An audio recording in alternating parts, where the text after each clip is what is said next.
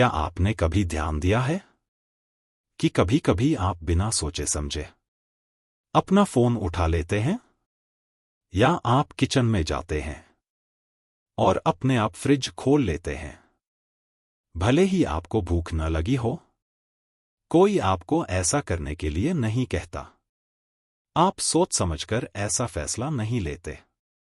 यह बस हो जाता है क्योंकि आपकी आदतें काम में बदलने से पहले संकेतों के रूप में शुरू होती हैं, और एक बार जब आप उन संकेतों को समझ जाते हैं तो आप अपनी जिंदगी बदलना शुरू कर सकते हैं।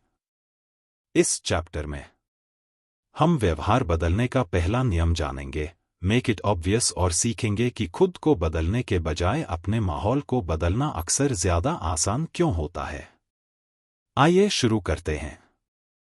भाग 3, व्यवहार बदलने के 4 नियम। इसे साफ साफ दिखाएं और इसे आकर्षक बनाएं। अब तक हमने जाना है कि सफलता बड़े बड़े कदमों से नहीं मिलती। यह हर दिन दोहराए जाने वाले छोटे छोटे कामों से बनती है। हमने सीखा है कि लक्ष्य महत्वपूर्ण है, लेकिन सिस्टम से ही नतीजे मिलते हैं। और सबसे जरूरी बात, हमने देखा है कि हर आदत हमें वह इंसान बनाती है जो हम बनते हैं। लेकिन यह सब जानने के बाद एक और सवाल उठता है, अगर अच्छी आदतें इतनी असरदार होती हैं तो हम उन्हें लगातार क्यों नहीं अपनाते? जेम्स क्लियर बताते हैं कि इसका जवाब आलस नहीं है। इसका जवाब है ऑटोमेशन, अपने आप होने वाली प्रक्रिया।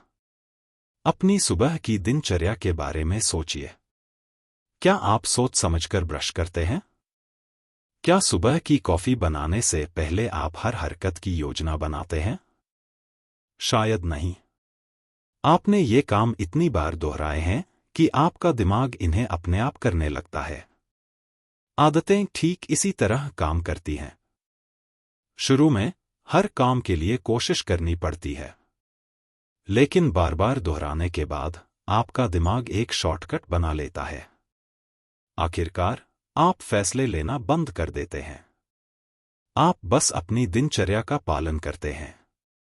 जब आदत अच्छी होती है तो यह बहुत बढ़िया बात है, लेकिन जब आदत बुरी होती है तो यह खतरनाक हो जाती है।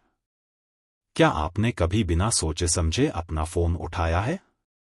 आपने स्क्रीन अनलॉक की, एक नोटिफिकेशन देखा, फिर दूसरा, और पता भी नहीं चला कि 30 मिनट बीत गए। आपने अपना समय बर्बाद करने की योजना नहीं बनाई थी। आपकी आदत ने आपके लिए फैसला किया।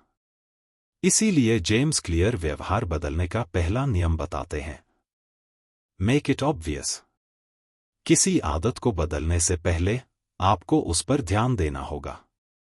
आप उस चीज को बेहतर नहीं बना सकते जिसे आप पहचानते ही नहीं।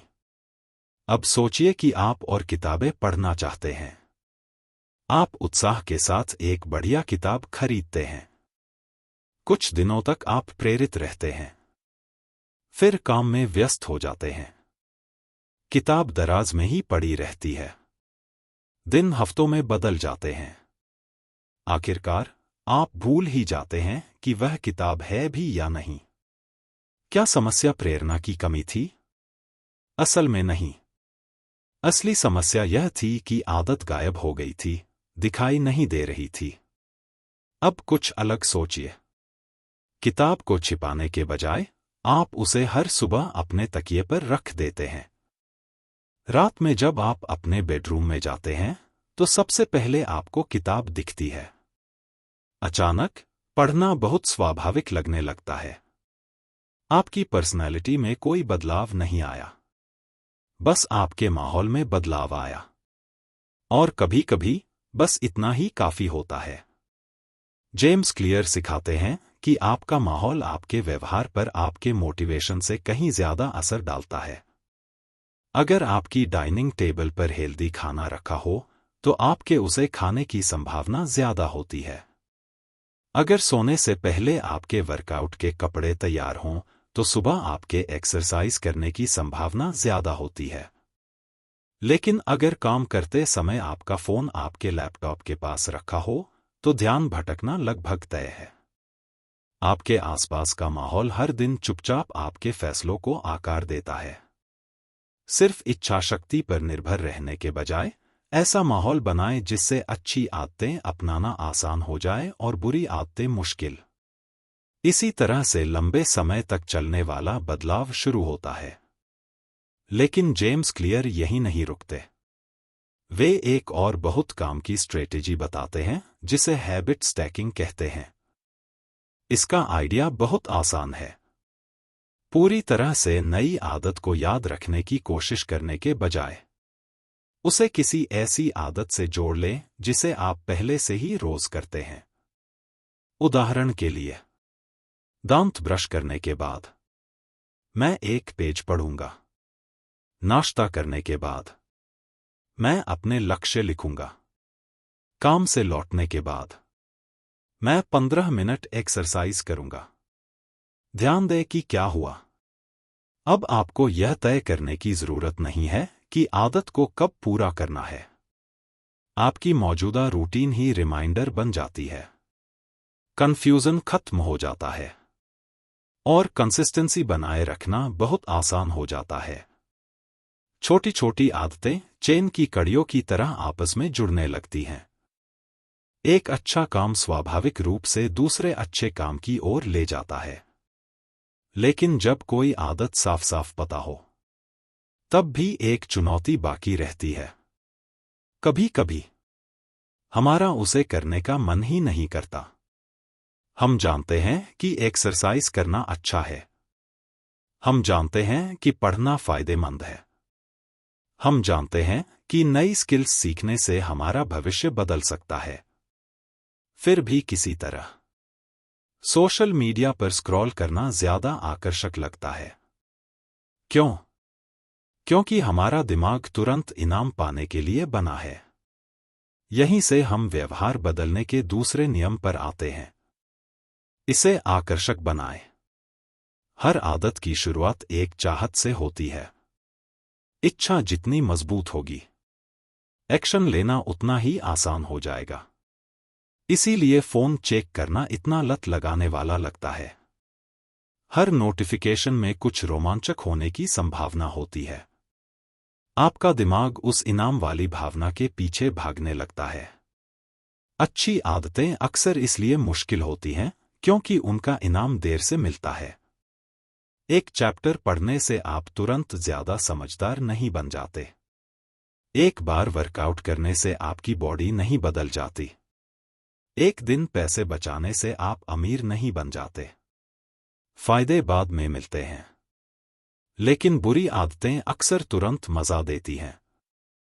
इसीलिए वे इतनी आकर्षक होती हैं। जेम्स क्लियर हमें अपनी सोच का तरीका बदलने के लिए प्रेरित करते हैं।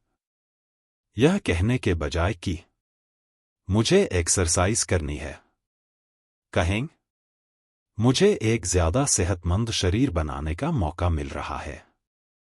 यह कहने के बजाय कि मुझे पढ़ना है, कहें मुझे कुछ ऐसा सीखने को मिल रहा है जो मेरी जिंदगी बदल सकता है। नजरिया बदलने से आपकी प्रेरणा पूरी तरह बदल सकती है। क्योंकि जब आपका दिमाग जोड़ने लगता है, आगे बढ़ने से पहले जरा सोचिए कि आज आपने क्या सीखा। आप जो आदतें बार बार अपनाते हैं, वे न सिर्फ आपके कामों को आकार देती हैं, बल्कि आपके भविष्य को भी बनाती हैं।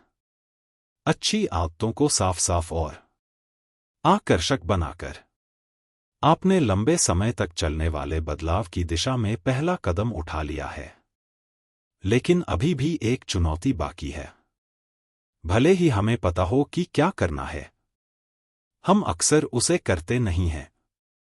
क्यों? क्योंकि अच्छी आदतें अपनाना मुश्किल लग सकता है, जबकि बुरी आदतें आसानी से अपना ली जाती हैं। चौथे भाग में हम अगले 2 असरदार नियम जानेंगे। Make it easy and make it satisfying. और सीखेंगे कि कैसे अच्छी आदतों को स्वाभाविक, मजेदार और ऐसा बनाया जाए जिन्हें नजरअंदाज करना नामुमकिन हो।